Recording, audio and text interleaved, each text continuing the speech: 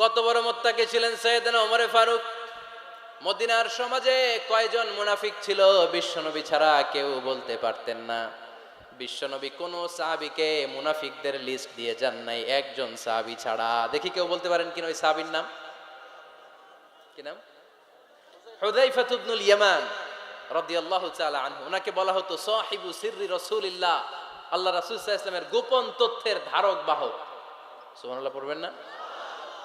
বিশ্বনবী ইন্তেকালের আগে মদিনার সমাজে মোট কয়জন মুনাফিক আছে এই তথ্য আবু বকরকে বলেন নাই, ওমর রাদিয়াল্লাহু তাআলা আনহুকে বলেন নাই, উসমান রাদিয়াল্লাহু তাআলা আনহু, আলী রাদিয়াল্লাহু তাআলা আনহু, আশারাতুল মুবাশশিরিনা বিল জান্নাহ কোন সাহাবীকে বলেন নাই। শুধুমাত্র কেবলমাত্র একমাত্র হুযায়ফা ইবনুল ইয়ামান রাদিয়াল্লাহু তাআলা আনহুর কাছে মুনাফিকদের লিস্টে বিশ্বনবী দিয়ে গিয়েছেন। সুবহানাল্লাহ পড়েন। মদিনায় কারা কারা মুনাফিক কেউ জানতো না হুযায়ফা ছাড়া। কে ছাড়া? নামটা আজকে মুখস্থ করেন, যাতে অন্য কোনো ওয়াজে কেউ জিজ্ঞেস করলে বলতে পারেন। মুনাফিকদের লিস্ট যে সাহাবীর কাছে বিশ্বনবী দিয়ে গিয়েছিলেন, সাহাবীর নাম কি? নাম নামটা কেমন লাগে? ভাল লাগে? অনেকে আমারে জিজ্ঞেস করে, হুজুর আমার ছেলে হবে আগামী মাসে, একটা নাম দেন। নাম দিয়ে দিলাম হুযায়ফা। যাদের হবে ছেলে, এলাকায় যাদের নেক্সট কয়েক মাসে ছেলে হবে, খালি হুযায়ফা চলবে। কি চলবে? ভাল লাগে? নামটা ভাল লাগে? রাইখেন, অনেক সুন্দর নাম। উনি জানতেন মুনাফিক কারা। দেখেন ওমরে ফারুকের তাকওয়ার লেভেলটা কত হাই। ওমরে ফারুক একদিন হুযায়ফা রাদিয়াল্লাহু তাআলা আনহুর কাছে গেলেন, যে বললেন, হুযায়ফা, বিশ্বনবী ইন্তেকালের আগে মুনাফিকদের নামের লিস্টটা কারো কাছে দেয় নাই, আমার জানা নাই, সাইয়েদনা আবু বকরের জানা নাই, কোন সাহাবীর জানা নাই, তুমি ছাড়া। আমি তোমার কাছে জানতে চাই, আমি ওমরের নামটা ওই মুনাফিকদের খাতায় আছে কিনা আমার একটু বলো। আমার ওমরের নামটা ওই মুনাফিকদের লিস্টিতে একটু আছে কিনা, নামটা একটু বলো। যদি থাকে আমি ভালো হয়ে যাব, আমি নেফাকি দূর করে পাক্কা মুমিন হতে চাই। আমার নাম যদি মুনাফিকের লিস্টে থাকে আমি তো শেষ। হুযায়ফা চোখের পানি ছেড়ে দিয়ে বলে, আমিরুল মুমিনিন, কেমন প্রশ্ন করলেন আপনি? আপনি বিশ্বনবীর শ্বশুর, এই উম্মতে আপনার পজিশন 3 নাম্বার। আপনারে মুনাফিকরা ভয় পায়, শয়তান আপনারে ভয় পায়। আপনি জান্নাতে সব বয়স্ক লোকদেরকে নিয়ে জান্নাতের মধ্যে আগে আগে ঢুকবেন, কেমন করে মুনাফিকদের কাতারে আপনার নাম থাকতে পারে ওমর? সুবহানাল্লাহ পড়ে। কি বিনয়ী, কি তাকওয়া। হুযায়ফাকে যে ধরতেন, হুযায়ফা একটু বলো না আমার নামটা মুনাফিকদের লিস্টিতে আছে কিনা। ওমরে ফারুকের যদি এই টেনশন থাকে যে আমি মুনাফিক হয়ে গেলাম কিনা, আমাদের এই টেনশন থাকার দরকার আছে না নাই? হ্যাঁ, যেন সব সময় আল্লাহর কাছে দোয়া করতে হবে, আল্লাহ তুমি নেফাকি থেকে আমাদেরকে বাঁচাও। আরো জোরে পড়েন আমিন। আপনারা ওঠা বসা শুরু করলেন কেন? অনেক রাত হয়ে গেছে তাই? হ্যাঁ, শেষ করে দেই তাহলে না? যে অনেকের কষ্ট হচ্ছে মনে হচ্ছে। হ্যাঁ, এক নাম্বারে যাচ্ছে এইটা সব মুখস্থ দেখি। হ্যাঁ, 1 নাম্বার, 2 নাম্বার, 3 নাম্বার। 1 নাম্বার হইল পেশাবখানা, 2 নাম্বার পায়খানা, 3 নাম্বার নাকি এইটা?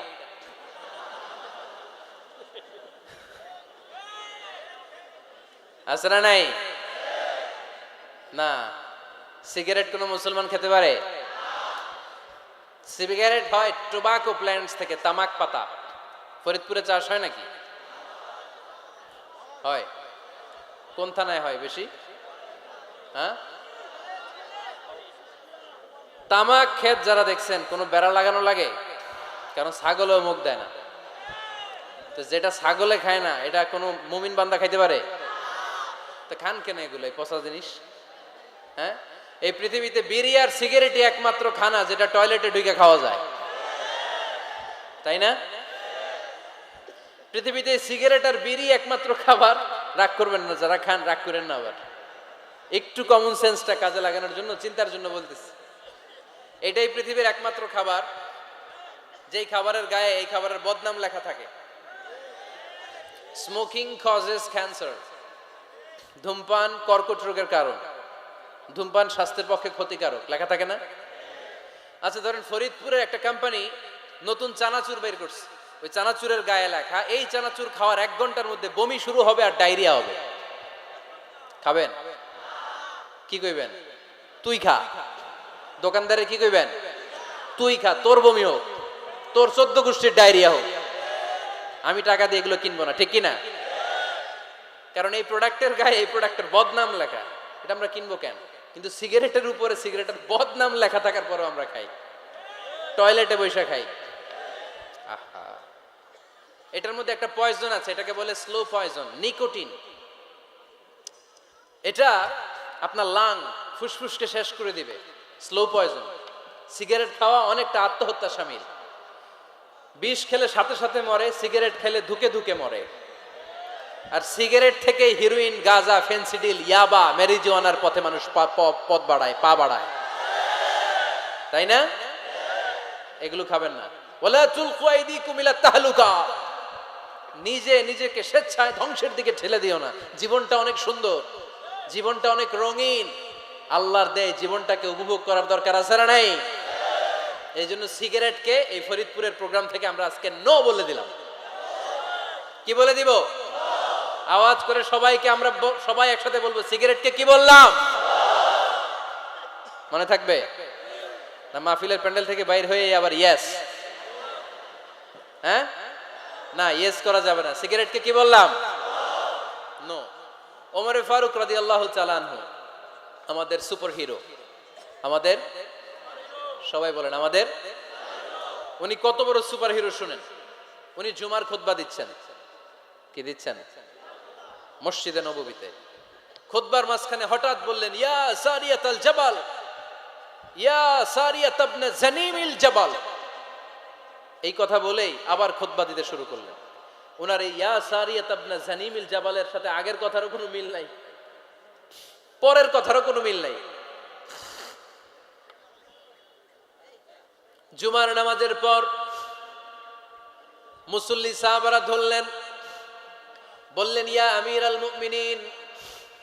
খুতবার মাঝখানে হঠাৎ করে ইয়া সারিয়াত ইবনে জালিমিল জাবাল বলে আপনি চিৎকার করলেন কেন? আপনার এই বাক্যের সাথে আপনার খুতবার আগের বাক্যের কোনো মিল নাই, আপনার খুতবার পরের বাক্যেরও কোনো মিল নাই। এই কথা আপনি কারে বললেন? কারে উদ্দেশ্য করে বললেন? এই কথার তাৎপর্য কি আমাদেরকে বুঝিয়ে বলেন।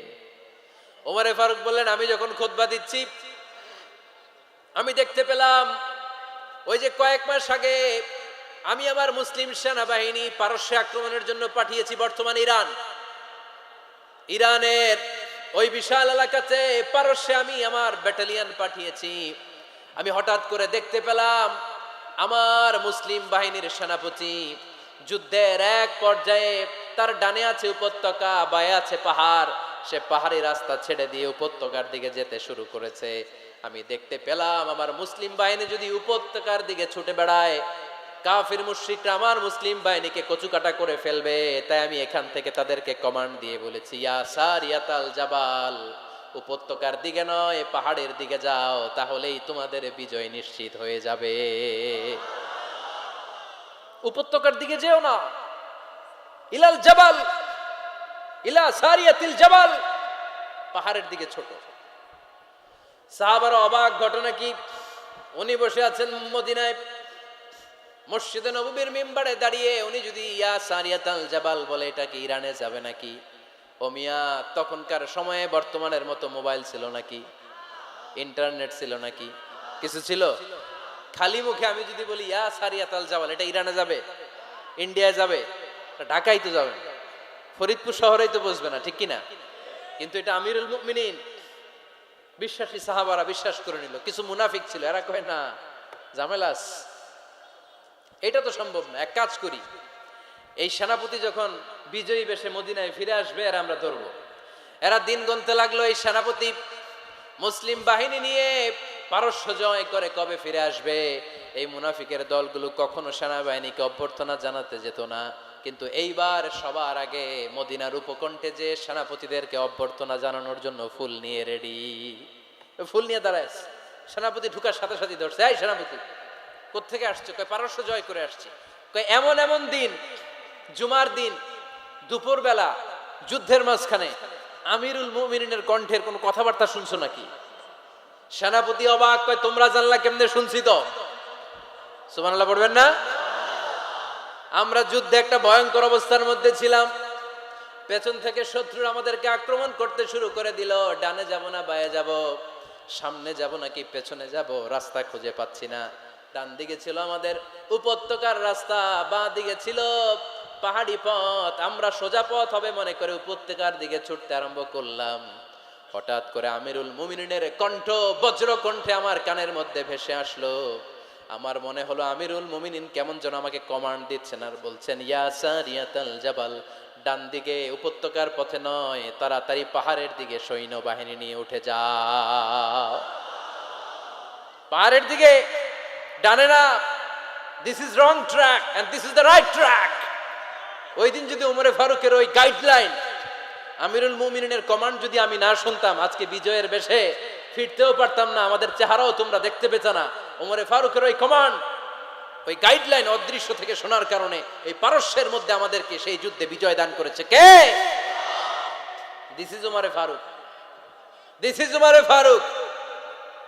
বিশ্বনবী বলছেন, ওমর, মা লাকিয়াকা শাইতানু সালিকান ফাজ্জান ইল্লা সালাকা ফাজ্জান গায়রা ফাজ্জিক। ওমর, শয়তান ইবলিস যদি তোমার কোনো রাস্তা দিয়ে হাঁটতে দেখে, শয়তান ওই রাস্তা রেখে দিয়ে অন্য রাস্তা দিয়ে হাঁটে।